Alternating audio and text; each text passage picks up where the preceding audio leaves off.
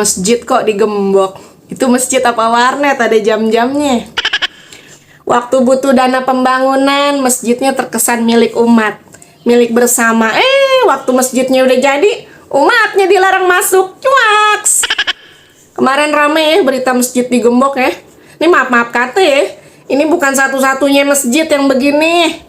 Gua sama anak gua sendiri aja bahkan pernah ngalamin yang namanya diusir dari masjid. Ngusirnya juga kayak ngusir ayam lagi. Dan gak gue doang yang ngalamin, adik gue sama keluarganya pernah ngalamin. Terus teman-teman gue yang lain juga pernah. Gini maksud gue, masjid tuh kan rumah Allah ya kak? Bener gak sih? Apa udah ganti jadi rumah marbot? Atau kantor pengurus DKM? Ya kalau emang belum ganti, tapi kenapa kok banyak masjid yang pengurusnya perlakuin masjid tuh kayak rumah pribadinya yang cuma boleh dikunjungin kalau pemiliknya lagi ada di rumah. Sejak kapan masjid jadi eksklusif begini ya? Katanya takut barang hilang. Tapi bukannya kudunya kita lebih takut ya kalau pahala kita hilang karena nutup pintu masjid sama ngalangin orang ibadah, ha? Kudunya kan yang digembok mah kotak amalnya doang ya nggak, kalau takut digondol. Rutin dikosongin kek atau pakai sensor apa gitu kek, terserah bebas.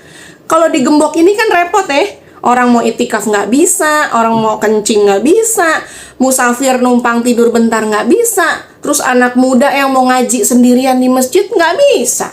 Anak-anak kecil yang kalau berisik dikit salah dimaki terus diusir ya.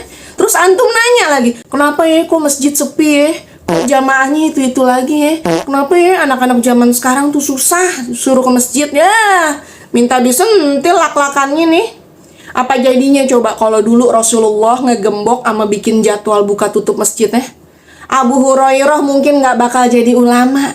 Karena tempat belajar ini bukan di universitas, tapi di serambi masjid.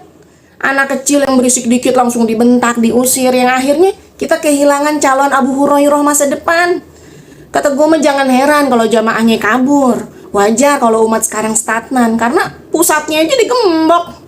Rasulullah justru ngebiarin para ahlu sufah buat tinggal di masjid. Ahlu sufah ini kan sekelompok sahabat Nabi yang hidupnya menetap di Masjid Nabawi. Karena apa? Karena miskin dan gak punya tempat tinggal. Yang hasilnya lebih dari 5.000 hadis Abu Hurairah riwayatin. Belum lagi ada Salman Al-Farisi dan lainnya. Ada ratusan ahlu sufah yang tinggal sama aktif di masjid.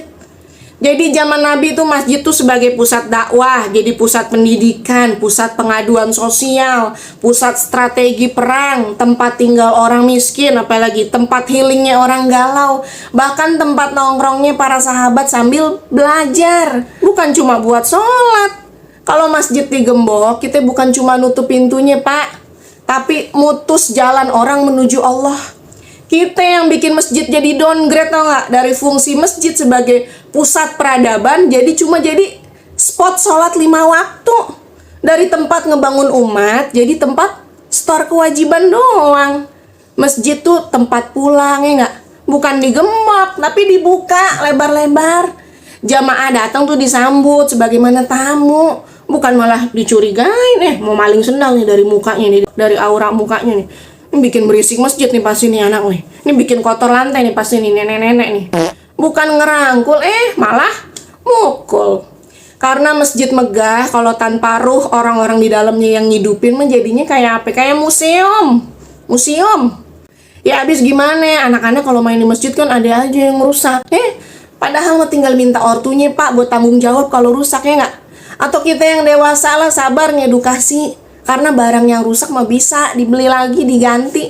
Tapi keturunan yang cinta masjid nggak bisa dibeli. Jangan sampai kita sibuk jaga ubin keramik masjid, jagain kotak amal, sampai lupa ngejagain hati generasi muda kita buat terpaut sama masjid. Masjidnya doang banyak yang dibangun, tapi manusianya dikecilin. Tobat.